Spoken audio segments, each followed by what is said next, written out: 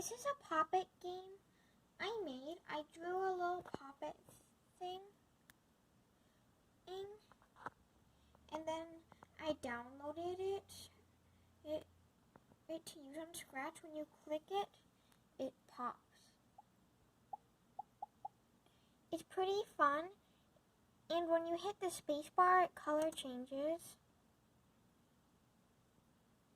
and you can still click it while it's color changing. And if you want it to stop color changing, go back to the original color, you hit X on the keyboard.